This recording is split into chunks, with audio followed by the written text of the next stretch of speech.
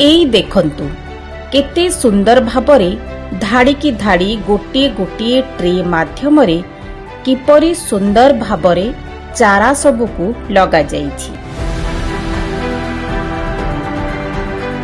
खाली स्थिति नुहे केते तापमात्रा रहिबो, केउ भली कोकोपीट पकाजिबो, तार परिचालना ए सबु मध्य सठिक भावे नियंत्रित हेउछि। आउ ए सबुकु जत्न नेउथिबा मनिषटी हेउछंती केन्दुझर जिला Ghasipura block तरुआर Saroj Sahu.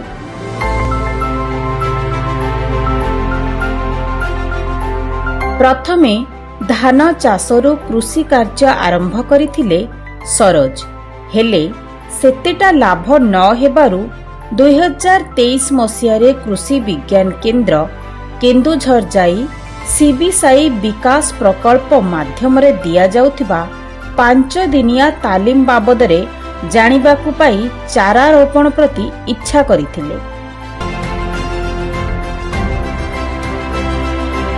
MIDH scheme माध्यमरे poly house जरियारे निज जमीरे फल फूल एवं विभिन्न प्रकारर विरल उद्भिदर एक मृत्तिका विहीन नर्सरी आरंभ करिथिले। एही नर्सरी प्रतिष्ठा करिबा पछरे तांकर मुख्य लक्ष्य थिला उन्नत किसमर चारा जोगाइबा एवं स्थानीय अंचलरे नियुक्ति सुजोग सृष्टि करिबा। से अत्याधुनिक कृषि प्रजुक्ति विद्या एवं सरकारी योजनार सहायता नहीं निज काम आगे नहीं। आम आगु तले चारा पकाउलु, से चारा आम किसी सक्सेस पाइलु। बर्तमान आम नर्सरी श्रीहरि नर्सरी आसिक तला नबार आम बहुत उपकृत हो। वर्ष को मोर मिनिमम 60 ରୁ 70 हजार पाखापाखि चारा जाऊँगी, जहाँकि आम भल बेनिफिट भी पाऊँ। बाइगण लंका मेन है आम कोबी चारा बाइगण चारा मुख्य चारा, तब लंका चारा भी चलती मैक्सीम 70 को वर्ष 60 70 80 ये भी चलती तला नौ। आमको भी भल ये माने भल सुविधा रेट भी मिलूँ तला। गछ गोटा टंके टंके 10 पैसा भितर चारा देले ना मंजी देने 90 पैसा टंकाटे पैसा ये हिसाब से आमको सी डेलीवर दौर।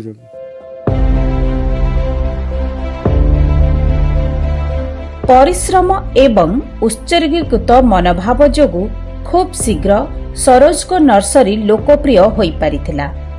चारा बिक्री करी मासकु 25 ରୁ 30 हजार जाए सरोज लाभ पाउछंती।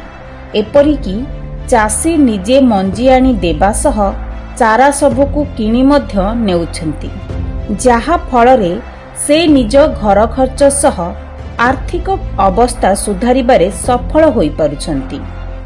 प्रथमे होची अलगा छोट मोट बिजनेस करूथली, तापरे टिके चाष प्रति इंटरेस्ट थिबारु मु एई चारा हरा भल मंद देखि करिया पई चाहुतली। किंतु करिया पूर्वरु भी ए जिंस शिखिया पई भी पड़िवो, ट्रेनिंग भी दरकार। सबआडे बुझाबुझी कला परे जेमति किछि सेमति न मिलला। हमर जो केउंझर कृषि विज्ञान केंद्र अछि, कृषि विज्ञान केंद्र सहित जोगाजोग करथिली। कला परे शिवसाई प्रकल्प जो हमर अंबाडी से अंडर जो अछि सेतिरे होची मु ट्रेनिंग जांगी नैथिली 2023 मसिया रे। नेला परे सेठी ट्रेनिंग नेला परे आसिकी मते सर्टिफिकेट मिलला। ता द्वारा मते भी हमर हॉर्टिकल्चर डिपार्टमेंट रे भी बहुत सहयोग मिलछि। तापरे पॉली हाउस रे अप्लाई कला परे मते मिलिथिला, से 2023 रे ही मते मिलिथिला। मिलला परे मु करिकी चारा करूची। आ चारा कला परे प्रथम वर्ष टिके कम थिला जेहेतु लोक जान नथिला। आ एबे को भलो चालीची, बिजनेस भी भलो होची। ता संगे चारा रो भी मान माटी चारा ठो अलगा रहूची। आ चाषी भी नहीं कि उपकृत होचंदी। सरोज को सफलता को देखी आहुरी अनेक चाषी वर्तमान चारा रोपण दिगरे आग्रही हेउछंती। उपयुक्त प्रशिक्षण और सठिक व्यावसायिक ज्ञान कौशल जणे चाषीक जीवन रे परिवर्तन आनी पारे तार ज्वलंत उदाहरण हेउछंती सरोज। सरोज कुमार साहू जे कि प्रथम बैच रे CBSE development project funded by OMBADC द्वारा नर्सरी रेजिंग रो तालीम कार्यक्रम होइतला। सेठारे से तालीम नेइथिले। तापरे सेठा MIDH द्वारा सहायता द्वारा ये पॉली हाउस टी करिसंती। आउ सेबेठु से नर्सरी रेजिंग करूचंती। से चारा उत्पादन करी निज सहित अन्य बहुत युवक माननकु रोजगारक्षम कराई पारचंती। आउ जेतेबेले भी तांकर कोनोसी वैषयिक सहायता रो आवश्यक होइथाय से आम सहित जोगाजोग करती और कृषि विज्ञान केन्द्र आसती केउझर ठारे मध्य आसिकी से वैषयिक सहायता नहीं पारती। से आगामी दिन रे ए दिगरे आहुरी अधिक उन्नत ज्ञान कौशल आहरण पई आशा रखिछंती।